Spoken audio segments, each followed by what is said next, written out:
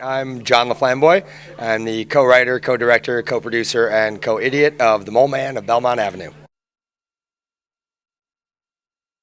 We called this meeting because we have not been entirely forthcoming about the situation in this building. It seems there's been a mole man living under the building for some time now. So. It's been eating our pets. And putting us, generally speaking, in harm's way.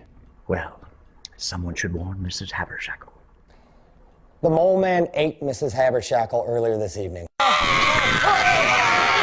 Questions? Oh, you guys are an inspiration. As you know, I run a home business out of my apartment. A brothel is more like it. It's not a brothel. Okay, a brothel is many prostitutes. Anyway. See bright lights that keep going on and off. And if I can't do what I do, then how are you gonna get paid? On and off. So I would like 2 ceiling fans mounted horizontally. And on and off at all hours. What do you think is happening to everyone's pets? He's not the only pet to go missing from this broken down building.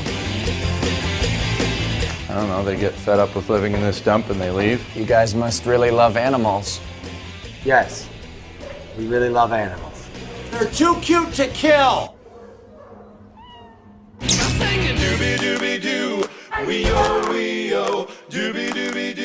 Now, we guesstimate that the distance from the furnace to the bedrock level below is somewhere in the neighborhood of 8 to like 35 feet. Are you guys high? Why wouldn't they like us? We're very likable. Bro, it's the door! You're about to die right now. Yes! I think we are. We've been calling it a mole man too. That's the same word we There's use. absolutely no other term that could possibly be applied. The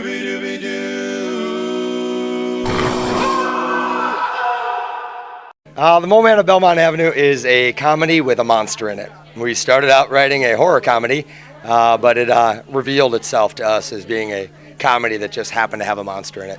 How did we get the idea? How did you guys get together? How did we get together? Well, it's Mike Bradish, my best friend from college. We graduated together, moved up to Chicago, started doing improv and the Chicago scene. You audition, you do a bunch of commercial stuff, and as we did that, we weren't getting the auditions we wish we could. We're getting a lot of young dad stuff like that. So we decided to start writing shorts and start making our own stuff. And as we wrote a few shorts, we had to learn how to turn on a camera. We didn't know how to do that yet, so we went to Best Buy and bought a camera. And then we had to learn how to edit. Well, not we. He had to learn how to edit.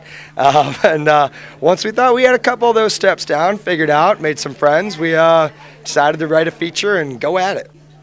For the feature or for like filmmaking in general? For the feature? Oh, sheer terror. I mean, there's this like unbelievable excitement that it's happening and this is what you wanted and you made this happen.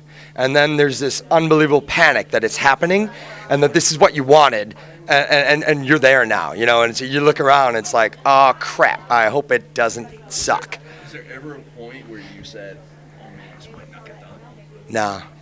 No. Yeah, I mean, we were real lucky. It's not just like it's me and Mike making this movie. It's these are our people. These are our friends. These are the people that we went to college with. These are the people that we met after college. And we also do haunted houses for a living. I do haunted houses for a living. Mike used to be one of my clowns. But it's like these are the people that have been around with us for a while. So when you trust your crew, you love your crew, and your crew trusts you, and they love you. No matter what happens, you gotta get through it, and hell, making a feature is a nightmare. It's if it can go wrong, it goes wrong. But you got the right people around you. Yeah, you always know you gotta make it home. Not under budget, by no means, or even on budget, but you're gonna make it home. We didn't have a full script until probably 5 days before we shot it. I pitched the idea in December, and it's I said in the theater, I pitched it once to Mike at a bar with my little napkin, and Mike's like, that doesn't sound funny at all. And I'm like, let me get another round. I ran and got another round of drinks. I'm like, okay, so it's this monster that's eating everyone's pets. And he's like, John, it doesn't sound like a good idea. I'm like, let me go get another round. And I got another round, and then finally Mike was like, I think I see where this is going. And that had to happen because... You're halfway to where I need you. Yeah, and really, it's like, I mean, I may have a neat little idea on a napkin, but Mike is the one that sits down and hammers out the dialogue and hammers out the character development. And, for me, I got crazy ideas. He's the one that makes them smart and funny.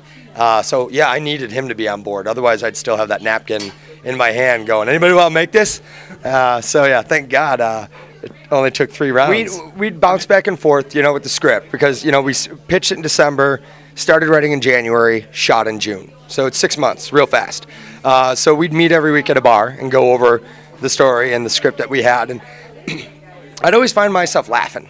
Like we'd write an outline of a scene and then he'd hammer out the dialogue and the characters, the way he'd flush out characters, from these rough little ideas to these really detailed, beautiful characters. I mean, it really is a wonderful collage of characters. And yeah, I'd laugh, and at the same time, I was very surprised how underplayed he was writing his character, because he is an incredibly funny man. He's one of the funniest men I know my entire life I've ever met as a performer. Mike Bradish is my favorite performer. So when he wrote this very underscored, low, very low-key guy, I was very surprised. And then when we're on set, and I start seeing that, and it's like, and really, like, not just on set, like where I'd listen to the lines when we're editing, I'd hear all these background mumbles, and I literally think half of his lines are him mumbling insults about me, and I didn't even know it was happening on set until we're sitting there editing. I'm like, the hell are you saying about me back there? And that's just, I think it's partly because of the relationship that we have. We're friends who, we wrote this together, we directed it together, we produced it together. So yeah, it had that very familiar, banter back and forth. It was kind of the same way we looked at getting our actors. We wanted to make a Chicago movie. Nicholas Barron, who's the guitar player in the movie, he was a guitar player that I used to go see every Wednesday, sitting on a stool playing his guitar. And this is when I used to do improv. And I remember saying, Nick, I love your music so much, man. One of these days I'm going to put you in a movie. And he's like, oh, you make movies? And I'm like, no, not yet. But one day I'm going to make a movie. I'm going to put you in it. And it's that same just vibe of we want what we think is, what we love in Chicago. People that we don't think are seen by the masses. That these are people we respect. And we love their talent. So we wanted to put that in our movie. It's just back to that, that original concept of doing a Chicago movie with Chicago people. So Nicholas Barron wrote a bunch of songs. Mike Bradish is actually the one that wrote and recorded "My Foot and Your Ass Are Gonna Get Married" or "Getting Married." And it was just that collaboration of finding those Chicago people and you wanted that Chicago vibe. We wanted that bluesy kind of jazzy Chicago guitar thing in the background. That's what we felt. Okay, sure. When it all came down, we wrote the script, right? And it was for, the script was written for Mike and I. We wanted to make a movie. And then we wrote these parts, and we thought our friends would just do that. And but then we brought it to a casting agency that we have a relationship with because we audition there all the time as actors. And we're like, we'd really love you to be part of this. We don't have a whole lot of money, but here it is. They read it, and they really liked it. Tenor Pascal Rudnicki, which is now Pascal and Rudnicki Casting in Chicago. They read it, and they said, we want on board, and we want you to pick your wish list, which to us is like the greatest thing you could hear is like first-time directors is pick your favorites. And Tim is a Chicago guy. It's like everyone knows Tim's in Chicago. And so, that's why we want to go after Tim. It's like, I of course love him from the Police Academy movies. I grew up watching those, so I'm like, really? We can get Sweet Chuck in this movie? That's crazy. And Tim he jumped on board. He loved it. He was so friendly, really wanted on, and that's Tim. Tim supports everything made in Chicago. Tim's great like that. We had to reach out to a casting agent out in L.A. To show it to Robert, and she did.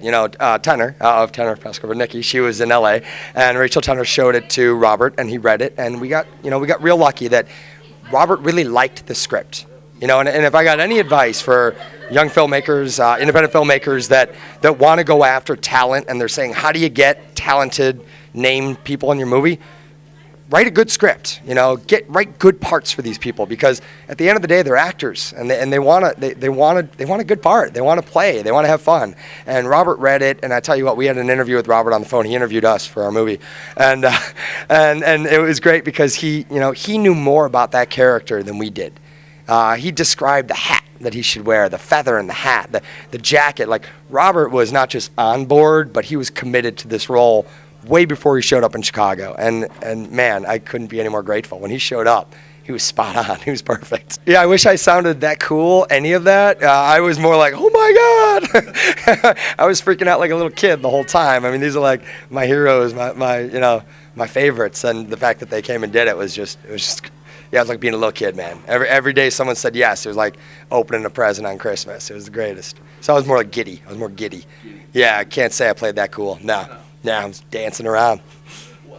What's up next for this flick? Where are you going after here? Oh, we're doing the festival tour right now, and we're reaching out there now with a publicist and trying to get the word out there. We've gotten some really great reviews. Fangoria gave us a great review, which is great for horror. Variety gave us a great review, which we were surprised they even saw it. Yeah, check that out with your 1.5 million people. Bam! That's going to be awesome. And then it's just finding the right distribution person, the person that gets our movie and knows how to get it to that right crowd.